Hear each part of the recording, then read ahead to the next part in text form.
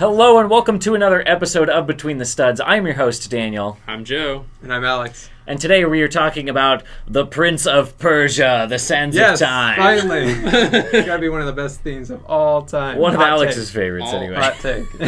Quest of all time. I mean, time against Quest all time. Maybe not as much of a fondly remembered movie, but Prince of Persia is a franchise that extends well beyond the 2010 film, as we will learn a lot about today from Alex. I didn't know much about this. I mean, I knew there was something beyond the movies, but I'm excited to learn more about this, as well as the somewhat limited slate of sets in front of us, though that is all the ones they ever made, which you proudly own, Alex. So let's go ahead and jump right into it. Why don't you tell us a little bit about the background of Prince of Persia before the movie even came out? Yeah, so Prince of Persia, the movie, is based on the very successful video game series that first came out in 1989. It was a 2D game. The founder and his brother, who was like a stunt double, they used it retrospective and like had him do actual stunts to like make it more realistic in the game, which was a very big pretty hit. Cool, yeah.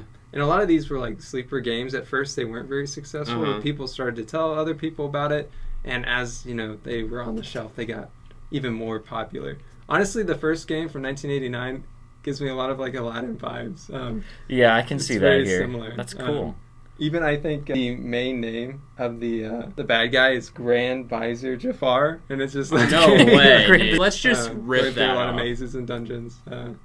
So I see here also that this game was published by Broderbund, which is a game that I remember playing lots of other 2D games from in my childhood. Did a great job on that. And because it was a success, they came out with a second one in 1993 called The Shadow and the Flame.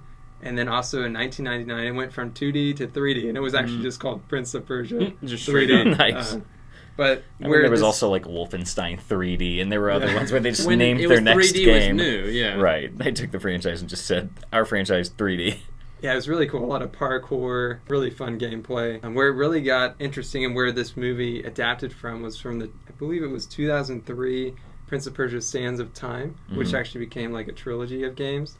And in that one, you were Dastan. Of course, a lot of things from the movie are in the dagger of time, the sands of time. However, the sands of time, the bad guy actually used it to make people into monsters, and you had big like monster bosses you had to defeat.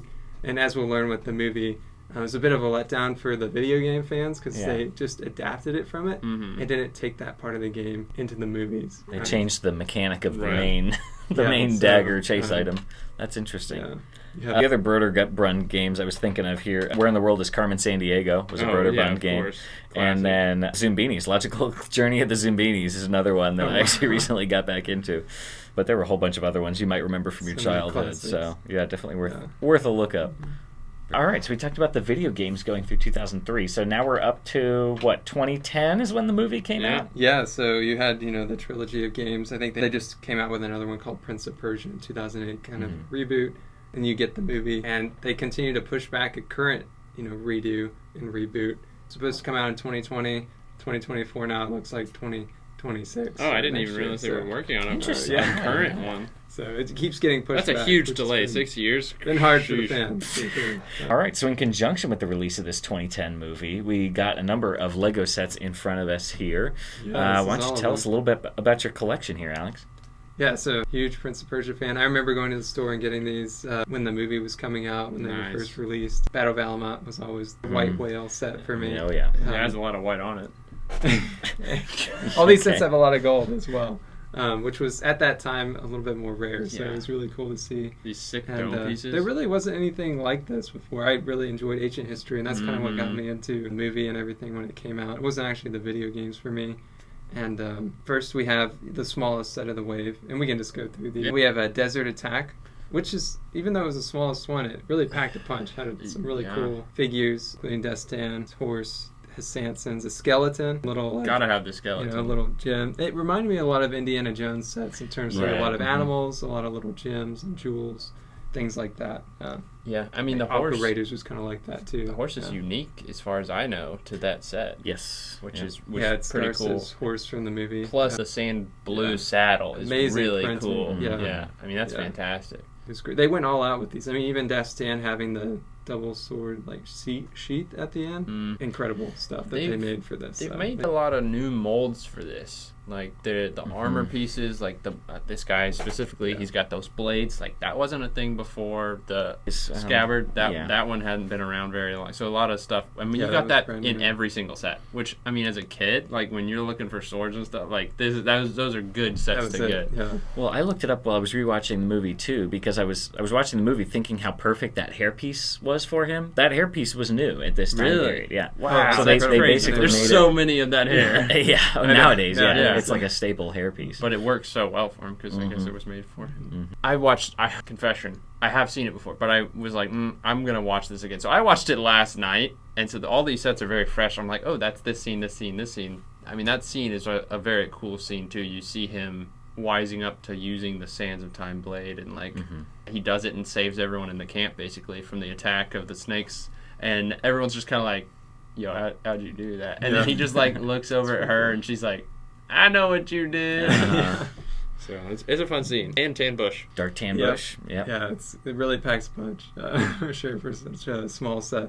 The printed horse, wasn't it actually one of his brother's horses that he stole when he was fleeing? Yeah, he stole his horse. the Garcia's horse. That's one of the middle brother. I was always so sad as a kid that they didn't make his brothers Tuss. Yeah, that's true. No figs of his brothers is crazy. No brothers, no king. I would get because he's not in it a lot, but both the brothers are quite vital. Yeah, but yet we got what? All the guards. 3. We got at least like 4 different Sansons. We even get the random guy who he kills to take the knife. Yeah, it's a weird slate of minifigs. Yeah, Ahsoka. That's right. Yeah. Right, the other Ahsoka. What's the next set in the way? So next up we have Ostrich Race, and all this, kind of dude, it's freaking ostrich. In the Valley of the Slaves, we finally get Sheik Amar. He's so good. Characters. Yeah, he's so funny. And one of the legendary shirtless Dastan, which helped create the shirtless Woody. That's right. Because of this figure right here. You get 2 ostriches as well. It's just, again, one of the things with these Prince of Persia sets, even if you don't like Prince of Persia, you have to admit the animals that came in these sets are second to none. Yeah. We never see them again. I hate to break it to you, Joe, because we were talking about it earlier, about Marvel actors that were in this, because we talked about Jake Gyllenhaal, who plays Mysterio. We talked about Nazam, who's Ben Kingsley, who plays the Mandarin. Who you forgot. Sheik Amar. He's in Marvel as well. Do you know who it is? He's Doc Ock? Yes. Yeah. Oh my gosh. Yeah. So there you go. That's up to 3. That makes sense. Up to 3 Marvel actors in this movie. When I thought before MCU, my mind immediately went to like the Hulk movies where he's just like a pain. I forgot there was like all the Spider-Man movies. No, he's a fantastic actor. Yeah. I love that. Got some, So that's 3 Marvel actors at least. And maybe some of the other ones. I don't know. Again, another great set. It's also got a really cool function where you can open the gate really quick. And then they can go like this. Yeah. They do their little neck wiggle. I'm gonna be honest. Those are some of the best shots in the movie. Is the ostrich race because like the got camera hurt filming. Oh, I'm sure they did. But like Probably. the shots are so good. Like the ostriches are running at you. Their heads aren't moving, but their necks are like. It's so funny. I mean, the great thing too about these is that the necks do move. Like you can move it and take it off. Hey, the 2 best movies with people riding ostriches are this movie and Swiss Family Robinson. Yeah, I knew where you were going with this that. Lego set, you can that is a mock. That's right. I don't think you're really supposed to ride ostriches. No, I don't think they're meant for. That's good for them. But yeah, shirtless Dastan, you get all the abs. Like that's a great thing. Yeah. People love that. It's a shame that these sets did come around before the more common advent of arm printing, because he's got all the cool like bands and stuff on his arms. He's gonna be really a cool thing. Yeah. So who knows? Maybe if we get a new movie or something, and the I doubt it. Never know. You never know. Yeah. Never know. Disney did make Prince of Persia happen, and that's actually how this whole line started. I was looking it up in early 2009. Disney and Lego got together, wanted to do a collaboration, so they decided on 3 things, including Prince of Persia, but there's also Cars, Toy Story, and that first lineup of that collaboration. What a 3! So, yeah. I mean, Cars, Toy Story. Let's do Prince of Persia too. Like it's like, oh wow, that's so different. From the other 2, so. But I'm glad they did it. Yeah, I mean, Cars is fantastic. Well, it's like when they do, SpongeBob and Avatar: The Last Airbender, and then one of them far outperforms the other, and the other one gets the axe and never sees the light of day ever again. And that was Prince of Persia. So it will always be too soon. Yeah. But at least you got 5 sets out of Prince of Persia instead of 2. Absolutely. Yeah. At least we got something. Which I guess 6 too, including the polybag. Yeah, that's true. We kind of skipped over this. You want to talk about this polybag here in front of us, Alex? Crazy. Yeah, this is the Brickmaster exclusive that came with the magazine you could sign up for. This was a paid-for subscription. You could get the Lego magazine free, of course. This one, of course, you get exclusive polybags. They did one for Prince of Persia. It's very simple. It's like a little trap area to get the dagger. I don't even think it has anything to do with the movie. Not really, yeah. But it was a really cool exclusive. The polybags are bigger and huge, yeah. Keep mine sealed because it looks great. Yes, it definitely looks better sealed than it would. Not really worth it. Nothing too special. Yeah, another thing, not really. I mean, you can open it, but it's like the magnet set they came out with. They also came out with 3 keychains, I believe, of Zan, nice, Tamina, and Destin. So those are pretty cool. Nice. Nice. Yeah, and then we've got the rest of the sets here. I remember having one friend when I was a kid that was like had a subscription to Brickmaster, and it was like, whoa, this guy's fancy over here. Like he was the cool kid on the block. He got little polybags every month or whatever. I mean, that is pretty cool. Also, yeah, as we're talking, I'm just kind of fiddling with the sets in front of me, and the best thing about these is there's so many fun traps and stuff. I also mentioned this right before we started. A huge element of the movie and in the show, obviously, as well, is the parkour and the stunts. Huge thing. So what they did with all of these sets is included a lot of snot bricks where you can attach Destin just kind of jumping around. So, like, obviously, you've got him on the front here. There's all these around here, so he can be jumping off the side. But then there's all these different traps. Like, you can pull this out, wall falls, she falls. Yeah, really simple. Then you can pull this out, and that falls as well. They go a long way. There's a dude there.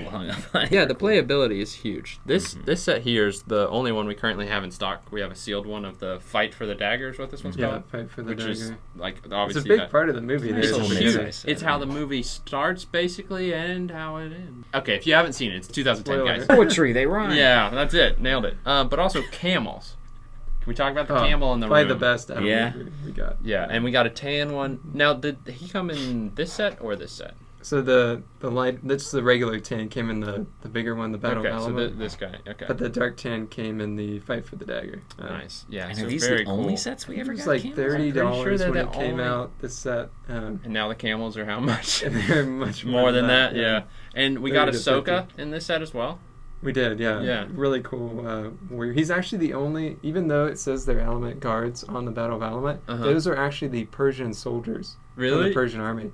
He's the only one that's like it's actually designed after soldier based on the, because they were in white robes. Right. Yeah, they were exclusive to these 2 sets. Camels, that's crazy. Only these 2 sets is wild. And then you get this cool cloth piece as well, again for more parkour. That's a great cloth piece. Jump and slide on it. Yeah.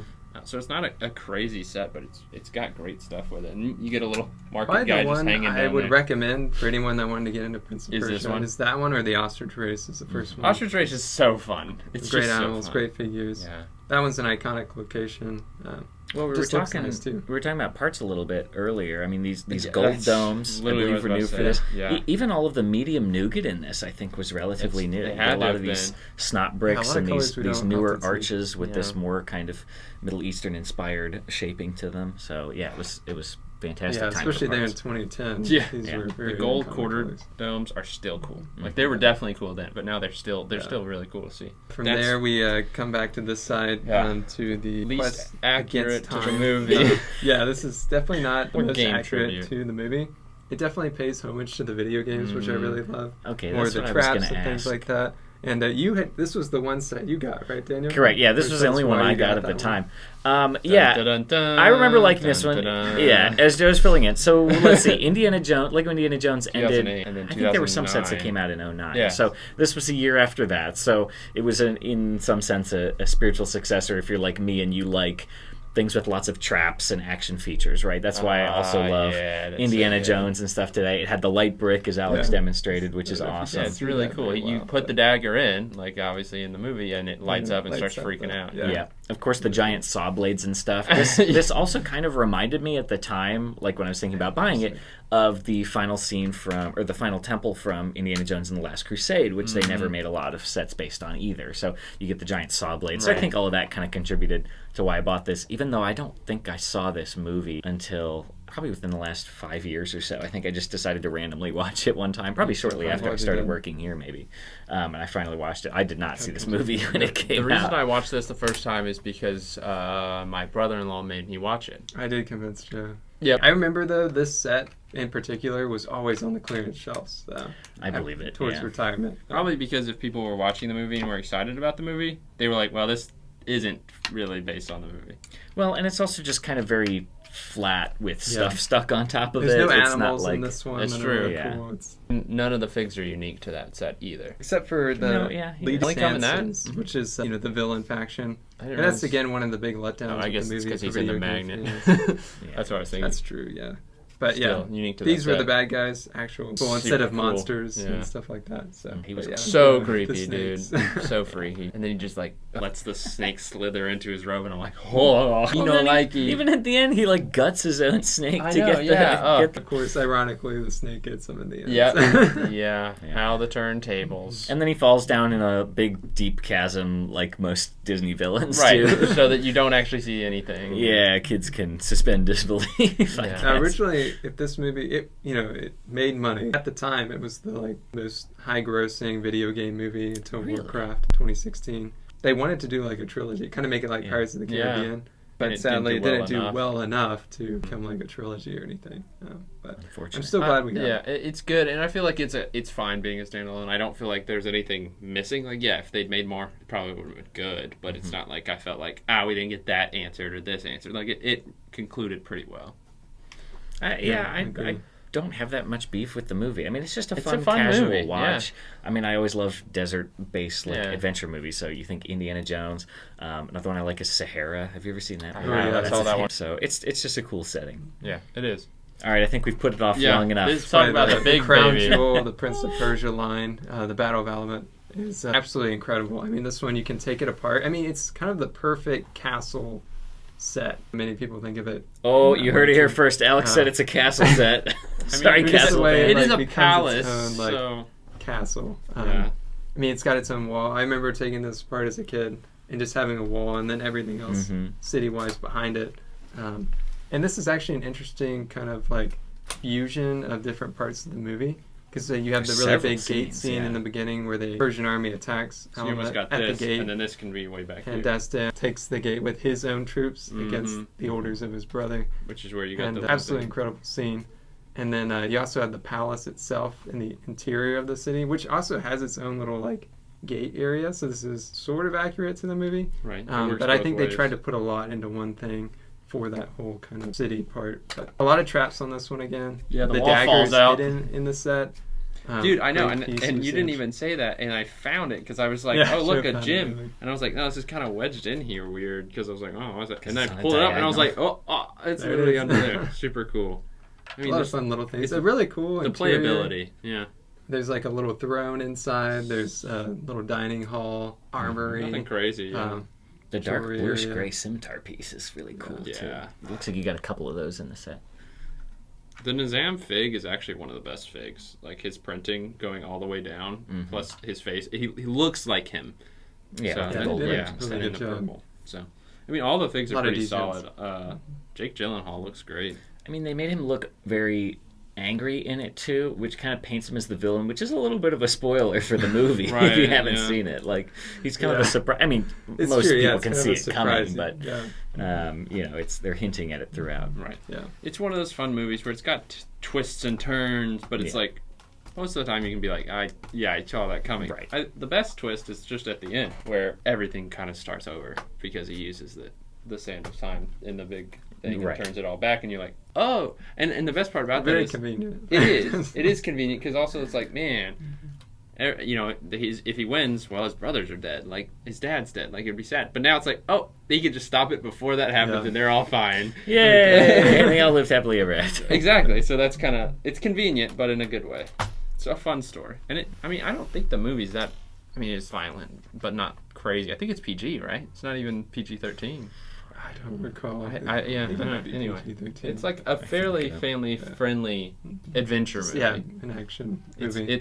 And the action's fun because, like I said, a lot of parkour and stunts and stuff where it's just PG-13. It is 13. Okay, I guess I was wrong. But there's a lot of just jumping around and unnecessary flips, but it looks cool, so why not? The worst part is the slow-mo. Yeah, I was watching it back. This is exactly what I was going to say. In 2010, they didn't use like a higher frame rate camera for the slow-mo, so you get that very like mid-2000s like choppy slideshow of slow motion. The movie that sticks with me the most is in Narnia, in the second one, Prince Caspian. Mm-hmm. When there's that like final fight scene between Miraz and Peter, they use so much that, and it's like you don't even know what's happening because it's like,